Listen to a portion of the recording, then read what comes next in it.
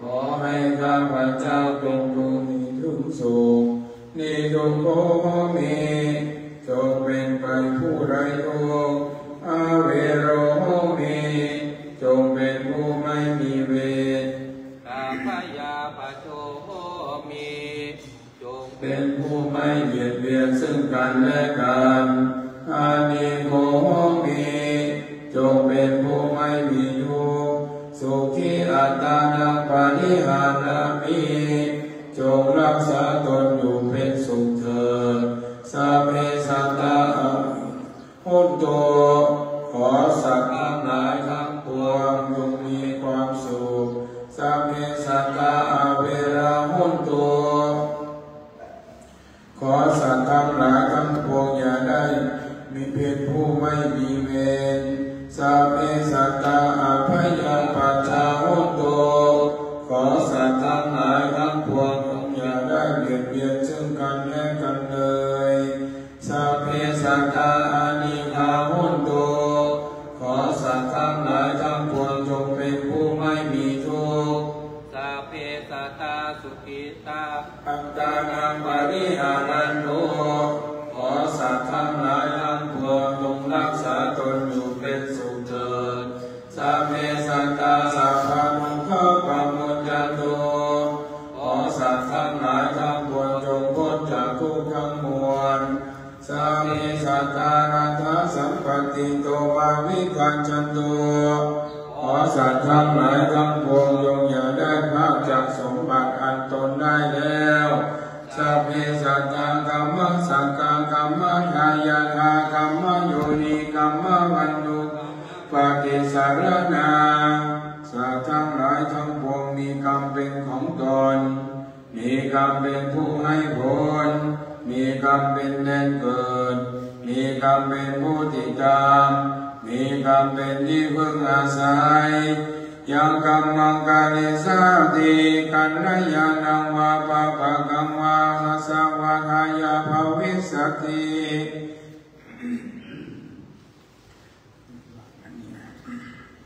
ยังทำกรรมจะกระทำกรรมอันใดไว้เป็นบุญหรือเป็นบาปจะต้องเป็นผู้ได้รับผลแห่งกรรมนั้นสืบไป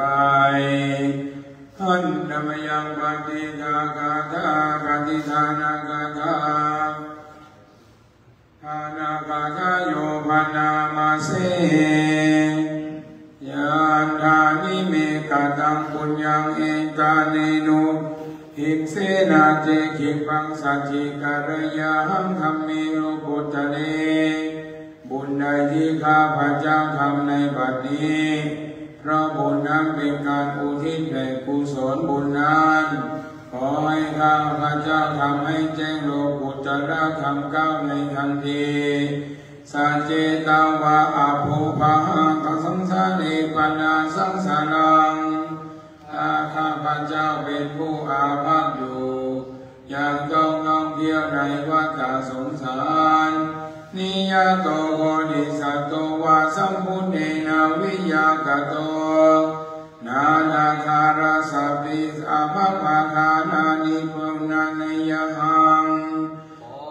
ข้าพเจ้าเป็นเหมือนโพธิสัตว์ผู้เที่ยงแท้ได้รับพยากรณ์แต่พระพุทธเจ้าแล้วไม่ถึงฐานะแห่งความอาภัพ18อย่างปัญจเวรานิวัจยังระมยังศีลขันนิปัญจกัมเมอานักโขหังวัจยัง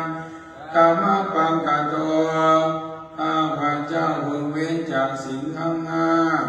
ยินดีในการรักษาศีลไม่ก่อเกี่ยวในกามบุญทั้งห้าพึงเว้นจากถูกตรงกล่าวคือกามทุติทิยานายุจยังสังยุจยังสุทิตาปาเปมิเตนะเสวยังเสวยังปันทิเตสทาข้าพเจ้าไม่พึงประกอบไปด้วยทิฏฐิชั่วพึงประกอบด้วยทิฏฐิที่ดีงามไม่พึงพบมิชั่วพึงพบแต่บัณฑิตทุกเมื่อสัทธาสัตติหิโรตปะปะต าปะคันติคุณากโรอาปัสสยโยวาสันตุหิให้ยังอมันทมุตตะโก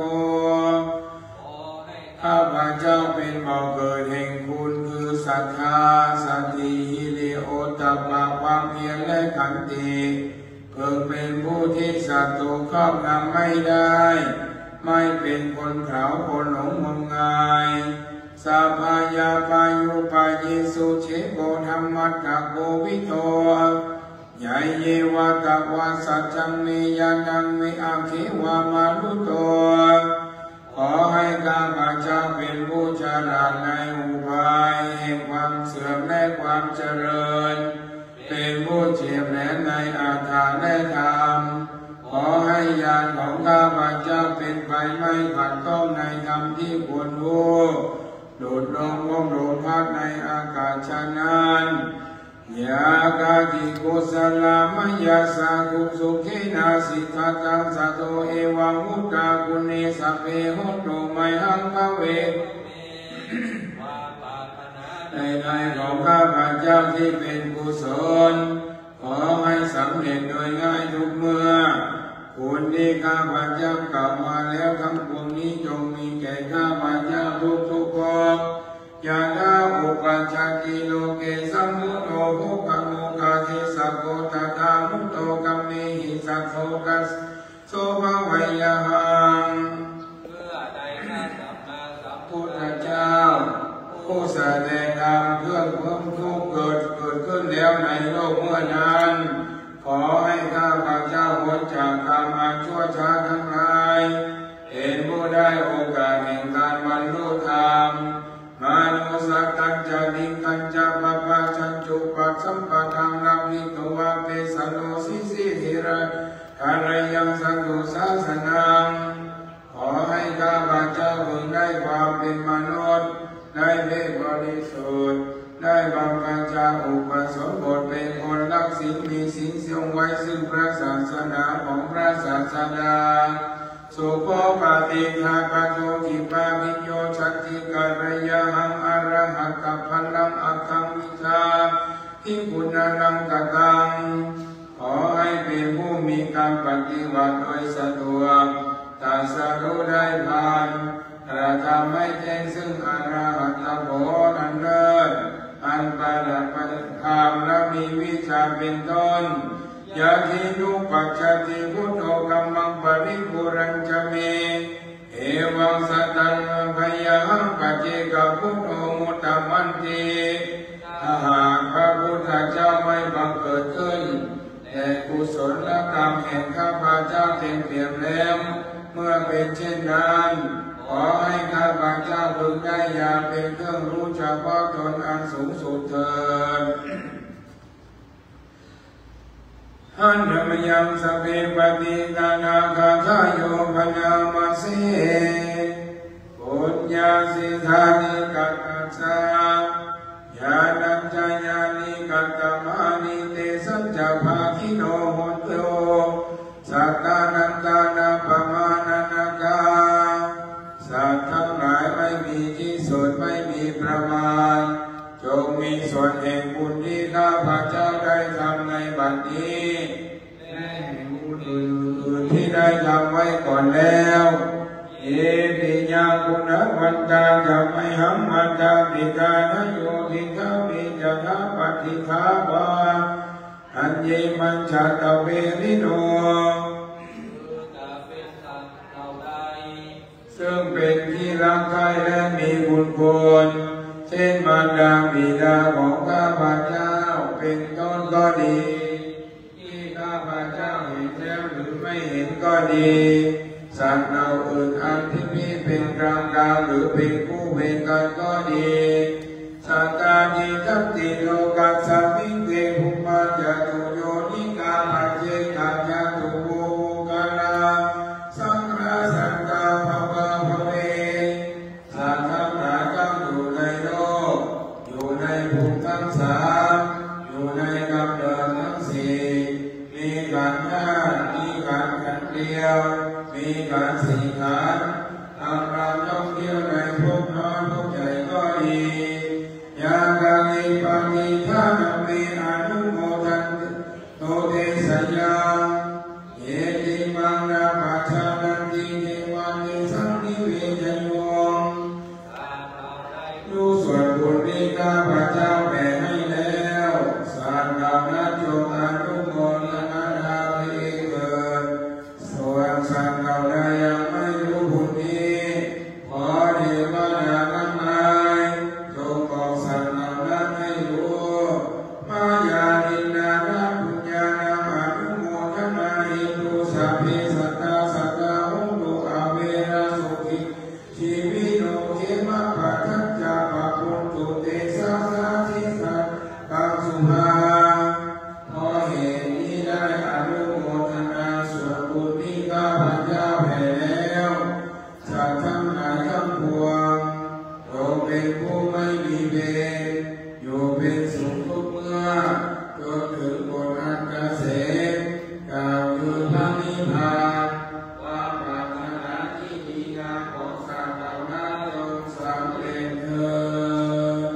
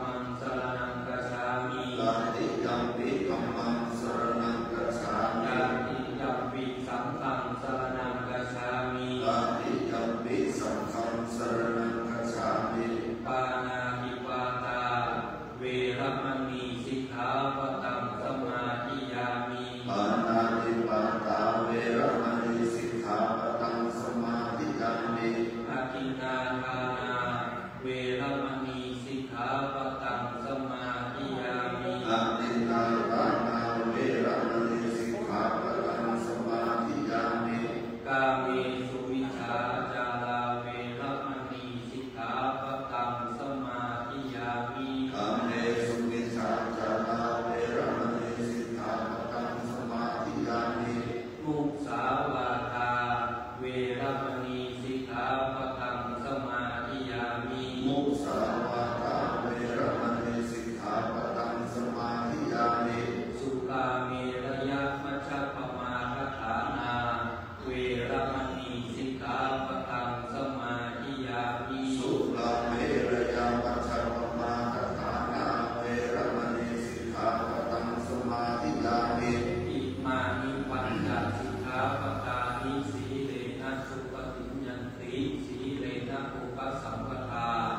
สีเลนะวิปุติญญันติตัสมาสีลังวิโสทะเยสาธุสาธุสาธุทุกท่านนะครับนะโมตัสสะภะคะวะโตอะระหะโตสัมมาสัมพุทธัสสะนะโมตัสสะภะคะวะโตอะระหะโตสัมมาสัมพุทธัสสะ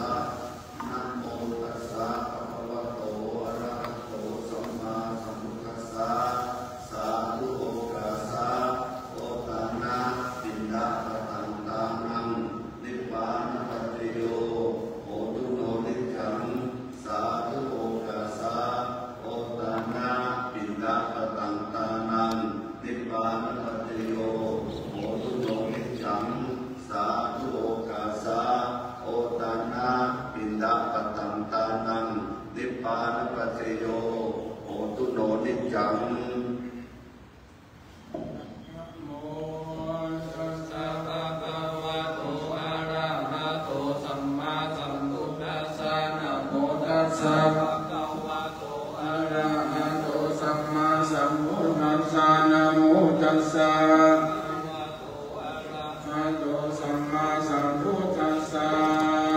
อิติปิโสภะคะวะอะระหังสัมมาสัมพุทโธวิจาจารณะสัมปันโนสุขโตโลกาวิโตอนุตตโลปุริสธรรมสารทิสัทธาเทวมนุษย์ภะคะวะติสวากาโตภะคะวะตาธัมโมสัตถิติโกอาคาลิโกเอหิปัสสิโกโอปันนังเวทิตาโพวิญโยหิติสุปฏิปันโนภะคะวะโตสาวกสังโฆโอชุปฏิปันโนภะคะวะโตสาวกสาวกสังโฆสามิจิปฏิปันโนภะคะวะโตสาวกสังโฆยันติตังจัตตาริปุริสายุคานิอัตสัพพุคลาเอสะภะคะวะโตสาวกสังโฆอาหุนายโยปะหุนายโยดักขินายโยอนุตตรังปุญญเขตังโลกัสสาติมาหุงสังฆสัมมาทินิมิตาสาวุตันตังคิเมขันลังอุติตะโคลัสสะเสธานาดิธรรมวิกินาจิตตวามุนิโทตันเตจะสาภวันตุเตจัยมังคลานิตัมมาคิโยจิตตาสัมภารติโมลัมปานาลาวังกัมมะกัมมะราชาสุนันทวิตินาจิตตวามุนิโทตันเตจะสาภวันตุเตจัยมังคลานิกัจจวารังอดิอันตาโพธังวะคิจังกัมมัสสนิวะสุทานุนันตังเมตตัมมุเสกวิตินาอินโทตันเตจะสาภวันตุเตจัยมังคลานิตถาคามาติหัตถสุทานุนันตังติโยชันนาปะทังกุลิมาลวันตังอิติปิสังฆตัมมโนชิตตวามุนิโทตันเตจะสายะมังคลานิปะนากาตาพุทธารังอิวัคปินิยาจิจายานุทาวัจจันรังสนกายมัจเจสันเตอินาชิตวามุนิโทตันเตจะสาภวันตุเตจัยมังคลานิอายามาติสัจจตวาระกิตุมานามิโรปิตามานังอันติอันตาภูตังปัญญาปฏิปัจจาริโตชิตวาส ทัสสะภะวันโตเตชัยยะมังคลานิโอปานันลาพุชาคังวิพุทธังมาหิติกุเทระพุชาเกนะธัมมาปยันโตทิตาวะโมนิโนตันเตจัสสะภะวันโตเตชัยยะมังคลานิอิติพุชาเกนะสุทัสสะหะจังรัมมังปิสุวิจุติมิติภะคะพิธานัญญาณกะเทนะวิธินาทิตาวะโมนิโนปิพุทธชัยยะมังคลาอัฏฐกถาโยวาจโนตินาติเนสาลเตมาตันติหิตวนานิตังวิวิธานิทุปัตถวาอานิกามายานาโลสัมมัญโยมหากรุณิโกนาโตหิกายะสัพพปานินังปุเรกปารามิสัพพปัตโตสัมโพยชัยยะมังคลังกายโตโกทิยัมมุเลสังกายานานานิวัตโนเอวังกัมมิจโยโหหิชัยยะสุชัยยะมังคลังอาภาราจิตาภารังเกสิเสวานาวิโภคาเรอามิสิเกสัมมาพุทธานาลากัปปะโตปัมโมนาติสุรักขะขันสุมังคลาอุปปัตตังสุโมติตังสุปันโนสุโมโหโตจามิตังพรหมจาริสุปาทักขินามายะกัมมังวัจจะกัมมังปาทักขินังปาทักขินังมโนกรรมังปานิปิเตปาทักขินาทักขินานิกัตวะนานาปะกะเตปาทักขิเนสาธุต่อไปกราบถวายนะครับนะโมตัสสะภะคะวะโตอะระหะโตสัมมาสัมพุทธัสสะนะโมตัสสะภะคะวะโตอะระหะโตสัมมาสัมพุทธัสสะนะโมตัสสะภะคะวะโตอะระหะโตสัมมาสัมพุทธัสสะอิมานิมยังพันเตภัตตานิสัพพะริวารานิภิกขุสังฆัสสะโอโนชยามะสาธุโนพันเตภิกขุสังโฆอิมานิภัตตานิสัพพะริวารานิปฏิคันหาตุอัมหากังภิคารตังหิตายะสุขายะข้าแด่พระสงฆ์ผู้เจริญข้าพเจ้าทั้งหลายขอน้อมถวายภัตตาหารและของอันเป็นบริวารทั้งหลายเหล่านี้แด่พระภิกษุสงฆ์ขอพระภิกษุสงฆ์จงรับภัตตาหารและของอันเป็นบริวารทั้งหลายเหล่านี้ของศรัทธาข้าพเจ้าทั้งหลายเพื่อประโยชน์เพื่อความสุขแก่ศรัทธาข้าพเจ้าทั้งหลายตลอดกาลนานเทอญจึงพันประเคน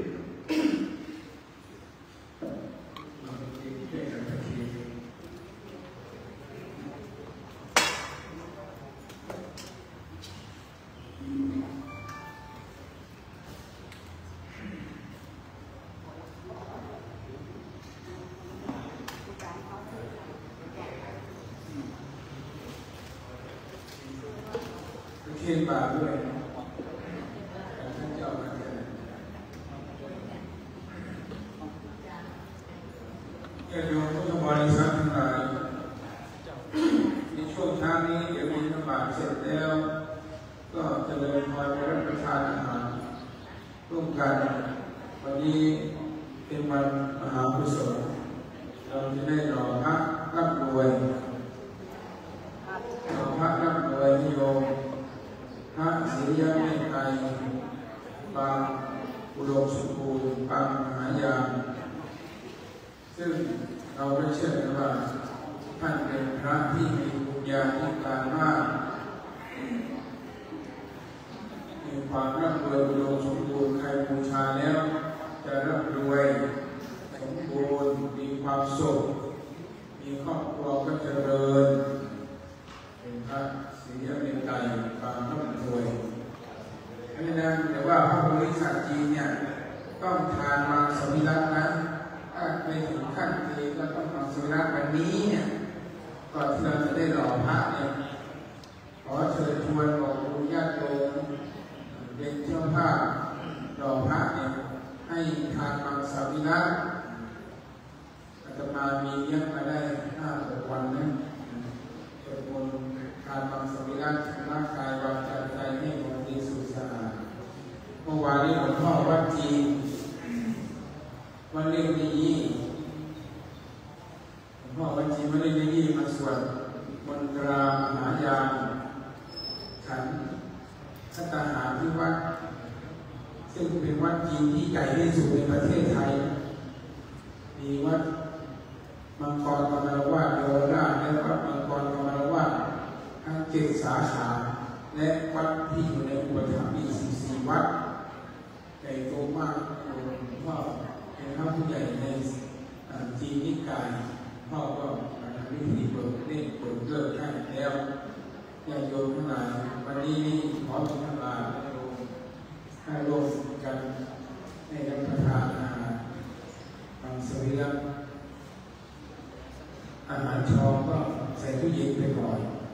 ถ้ารอพระโพธิสัตว์เสร็จแล้วตอนเย็นก็กลับไปทานของที่บ้านได้ก็ออกเจออกชองออกเจออกสวิรัติได้นั่นโดยไม่ทราบกำหนดการนี้ทานข้าวแล้วสัก9 โมง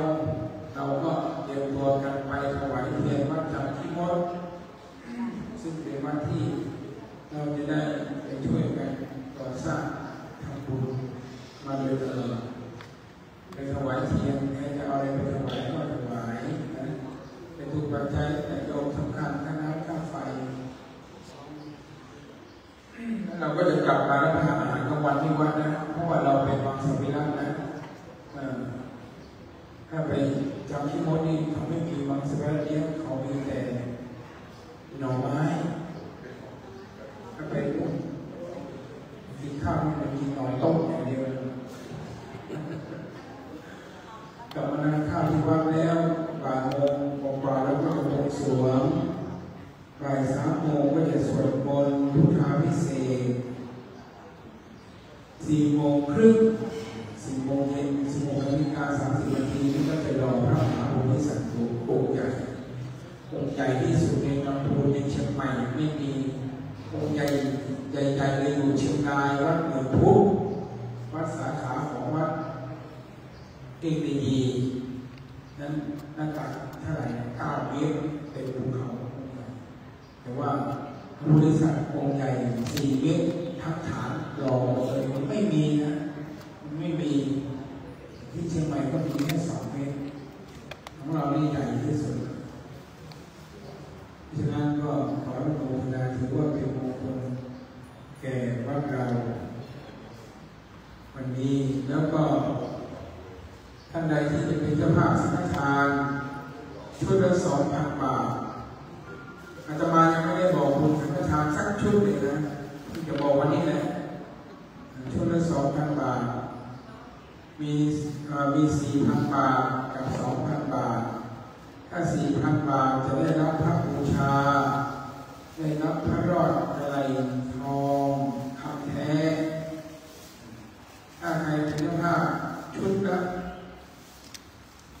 2,000 บาทจะได้รับเหรียญพระพิฆเนศกนัยทองคำมี3 แบบให้เลือกเอาสร้างมาแค่300 เหรียญนะวันนี้จะปลูกเสกพระพิฆเนศให้จบวาระสุดท้ายและจะเอามอบให้กับญาติโยมที่ทำบุญสร้างมาแค่ 1,000 เหรียญคืออย่างสีละ 300 เหรียญใครที่เป็นเจ้าภาพสังฆทานหรือว่าร่วมทำบุญเจ้าภาพสังฆทานถวายพระชุดละ 2,000 บาทก็จะได้เป็นที่ระลึกแต่ว่าของเจ้าภาพเขาแต่ที่ทำบุญมาเนี่ยเขาก็คงรับเหรียญก็ต้องรับเหรียญที่จองไว้ก็เหลืออยู่300 เหรียญนี้ทำยากมากถ้าคิดค่าเครื่องบินอาตมามีไปอินเดียกันเมื่อปีที่แล้วดีก่อนไม่ครบไม่ได้ทุนแล้วนะเราไปอินเดียกันไป20 กว่าคนไปทำพิธีที่สำนักวัดพระพิฆเนศที่อายุ1,000 ปีขึ้นเนี่ยถึง9 วัดเมืองมุมไบเมืองปูเน่เมืองใจปูเมืองอักราเมืองจันเปารีถ้ำอาโรราถ้ำอาชันก้า เสกต่อหน้าวัดพระพิฆเนศใหญ่ๆอายุเป็นพันปีใหญ่โตมากนะไปกันเกือบ10 วันไปทำพิธีปลูกเสกเหรียญพระพิฆเนศนี้แล้วก็กลับมาทำพิธีเสกเมื่องานพระรอบอีกตั้ง9 วันเมื่องานปลูกพระพิฆเนศที่ยันตีอีกที่จริงแล้วเหรียญพระพิฆเนศนี่จะมาไปอินเดีย2 รอบนะไปขอสร้าง1 รอบที่เมืองมุมไบเมื่อปีกลายก็ไป1 รอบไปอาเซนต้าไปราชบุรีวน3 วัน1 รอบแล้วปลายปีที่แล้วมีเอาไปเสกอีก1 รอบแล้วเอามาเสกที่วัดเราถามว่าเอาแบบมาจากไหนพิฆเนศนะถามว่าเอาแบบมาจากไหนสมัยก่อนวิหารหลังเดิมเนี่ยหลังเป็น100 ปีไม่ใช่หลังย้อนไป2 หลังไม่ใช่หลังก่อนนะหลังก่อนไม่ใช่หลังที่หลวงพ่อเจ้าคุณยาคนที่เราลื้อและสร้างหลังนี้ไม่ใช่นะหลังก่อนเมื่อ100 ปีที่แล้วเนี่ยบานหน้าต่างเนี่ยแกะสลักรูปพระพิฆเนศและเป็นพระพิฆเนศปางมหานาคคือว่าเป็นปางนักบวชและประทานพรด้วยจะนั่งกะโหลกพระพิฆเนศปางนั่งกะโหลกเนี่ยก็คือว่ามีคุณทั้งสองอย่างคนหนึ่งเรียกว่าพระพิฆเนศพระพิฆนายคือว่าลดละสิ่งชั่วร้ายแก้ชงแล้วก็ประทานพรให้พรหนุนดวงช่วยเหลือขอพร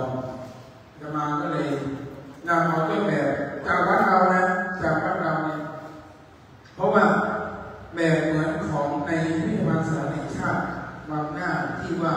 เป็นพิฆเนศที่แกะมาจากอินโดนีเซียอายุ1,000 กว่าปีมาจากอินเดียเราก็วัดเราก็ไปทดลองมาแกะใส่แผ่นไม้วัดอื่นไม่มีนะแต่โยมอาตมาเก็บไว้อยู่ในห้องพระอายุเป็น100 กว่าปีอาตมาบอกโอ้ยวัดเรานี่ทำลองปางใหญ่ปางเต็มก็เลยทราบเป็นที่ระลึกว่าเป็นพระมหาพิฆเนศประทานพรให้ญาติโยมได้สักการะบูชามอบให้กับผู้ทำบุญนายโยมมอบให้กับผู้ทำบุญอันนี้ก็ประกาศให้ญาติโยมรับทราบก่อนแล้วก็ในช่วงพรรษานี้ก็จะประกาศบอกบุญกันไปและในช่วงเดือนหน้าถึงเดือนกันยาเราจะทยอยเทเสาเอกมณฑปชั้นที่3ซึ่งเป็นชั้นการประดับตกแต่งโครงสร้างเราได้ทำเสร็จหมดแล้วขึ้นยอดเราเริ่มทำยอดทำซุ้มพระยืนลงมาถึงชั้นที่ทำลงมาชั้นที่8ส่วนยอดนี่ขึ้นไม่ได้เราทำลงมาแล้วแต่ว่าในชั้น3เนี่ยเรารอโอกาสที่จะเทเสาโดมซึ่งเป็นส่วนของการสถาปัตย์ภายนอกซึ่งญาติโยมพุทธบริษัทมาก็บอกว่าเจ้าภาพคนกรุงเทพคนไกลเป็นเจ้าภาพแต่ว่าเสาในชั้นที่3เนี่ยซึ่งเป็นชั้นที่ประดิษฐานพระพุทธเจ้าชั้นจตุรมุข4 ทิศเนี่ยชั้นประดิษฐานที่จะจำลองประดิษฐานพระรอดหลวงหรือว่าเป็นชั้นที่กราบไหว้ที่เราขึ้นไปได้ไม่ใช่ชั้นยอดสุดที่จะขึ้นไปได้อาตมาก็บอกว่าบอกบุญไว้ให้ญาติโยมวัดมหาวันและญาติโยมที่มาทำบุญอุปถัมภ์ประจำเนี่ยให้เป็นเจ้าของเพราะว่าเป็นชั้นที่โชว์คนมาต้องขึ้นลิฟต์ไปแล้วขึ้นไปกราบไหว้แล้วจะเป็นชั้นที่ประดิษฐานพระรูปสำคัญเป็นพระรอดหลวงพระรอดโยมและพระเก่าแก่ของวัดซึ่งมีอายุหลายร้อยปีเกือบ1,000 ปีก็มีและชั้นที่3เนี่ยเป็นชั้นที่สำคัญที่สุดเหมือนวัดไตรมิตรหลวงพ่อทองคำก็อยู่ชั้นที่3คนทั่วโลกคนนักท่องเที่ยวทั่วทั้งหมดเนี่ยต้องมาอาตมาเลยบอกว่าชั้นที่3เนี่ยขอสงวนไว้เจ้าภาพเสาเนี่ยต้องติดชื่อก็ขอติดชื่อให้เป็นศรัทธาวัดมหาวันและศรัทธาอุปถัมภ์ประจำที่อยู่กันที่นี่จะได้เห็น ถ้าว่าขาดเหลือยังไงก็บอกบุญเจ้าภาพที่อยู่ต่างจังหวัดแต่ว่าชั้น3นี่เป็นชั้นโชว์ชั้นสำคัญชั้นศักดิ์สิทธิ์ของพระศักดิ์สิทธิ์ก็จะมอบไว้บอกบุญญาติโยมลำพูนและอิ่มบุญที่มาวัดกันมาเป็น10 ปีเอาลูกญาติโยมที่ใกล้ชิดกันก่อนเราก็ให้ทำบุญมา3 ปีต้นละ100,000 บาทปีละ25,000 บางคนก็ครบเลยบางคนเริ่มต้นปีแรกบอกโอ้ยเมื่อไหร่จะหมดสักทีเราก็ทำบุญตั้งแต่วางศิลาฤกษ์มาก่อนที่จะสร้างอันนี้ก็สร้างมาได้2 ปีถึงช่วงตกแต่งแล้วก็จะเริ่มช้าหน่อยโครงสร้างใช้เวลาปีกว่าแล้วตอนนี้เริ่มตกแต่งสถาปัตย์ลงมาก็โครงสร้างเรานี่ทั้งหมดทั้งส่วนชั้น4 ชั้นและส่วนยอดเราสร้างโดยต่อเนื่องไม่มีการหยุดให้เกิดความแข็งแรงมั่นคงอย่างมากแผ่นดินไหวก็ไม่เป็นอะไรเลยฉะนั้นเสาที่ชั้นสำคัญเนี่ยต้นละ100,000เนี่ยญาติโยมก็ทำบุญเป็นปีไปปีละ25,000 บางคนก็ให้เลยบางคนก็ทยอยให้จะครบแล้วก็ตอนนี้จะเริ่มเทละจะเทเสามหามงคลชั้นที่3ในส่วนของมหามณฑปซึ่งเป็นเสาค้ำฟ้าดินเสาจัตุรมุขทั้ง4 ทิศแบ่งเป็นจักรวาลทั้ง4 ทิศแบ่งเป็นสถานที่ประดิษฐานพระพุทธเจ้าทั้ง5 พระองค์คือพระพุทธเจ้าแบบของไทยก็คือนะโมพุทธายะจะมีพระพุทธเจ้าประดิษฐานทั้ง4 ทิศและตรงกลางถ้าแบบของจีนก็คือพระพุทธเจ้าทั้ง5 พระองค์คือพระพุทธเจ้าไวโรจนะตรงกลางพระอโกษัตพระไอสัพพุรุพระสักยะพระอมิตพระอยู่ลงประตูเพราะฉะนั้นชั้นที่3นี่สำคัญมากเป็นแดนนิพพานเป็นแดนสุขาวดีของพระพุทธเจ้าจะมานำแบบมาจากอินเดียและ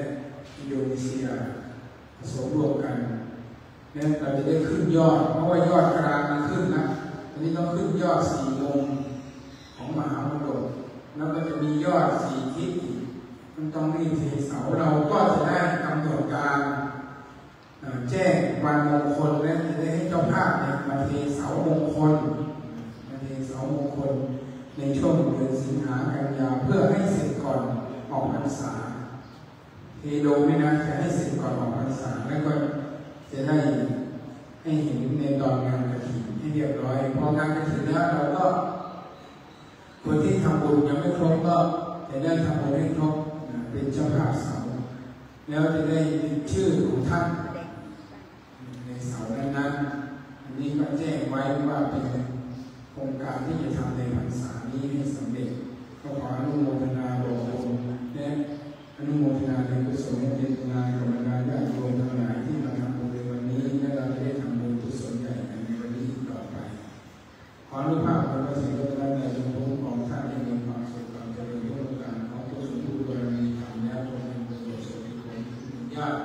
บิดามารดาและพระบุตรทั้งหลายตลอดจนสัตว์เราอื่นที่เป็นเทวดาสิ่งศักดิ์สิทธิ์ที่รักษาท่านรักษาที่อยู่รักษายานพาหนะการค้าธุรกิจที่ดินทั้งปวงทรัพย์สมบัติทั้งปวงของท่านจงได้อนุโมทนาเป็นเจ้าของคุณเจ้าของคุณทั้งหมดที่เจ้าทาน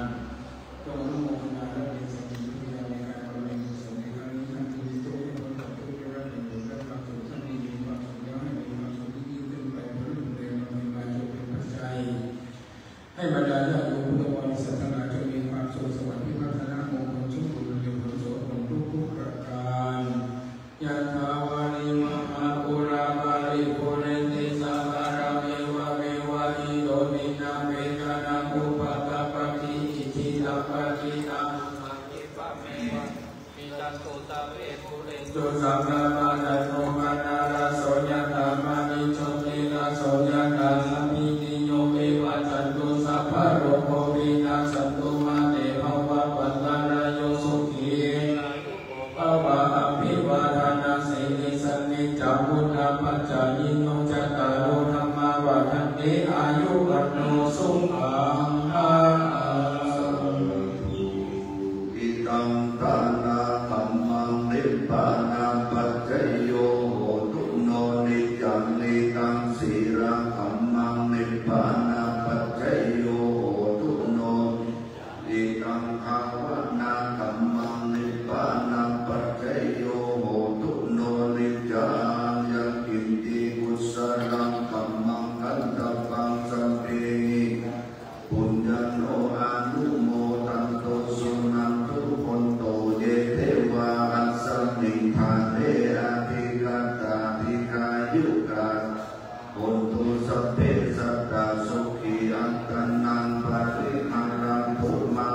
พิตาโลสุขิตาหนตุทุกขา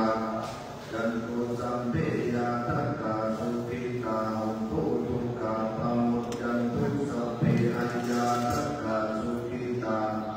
ทุกขาปะมุจจันตุสัพเพปิสัจจาสัพเพทักขา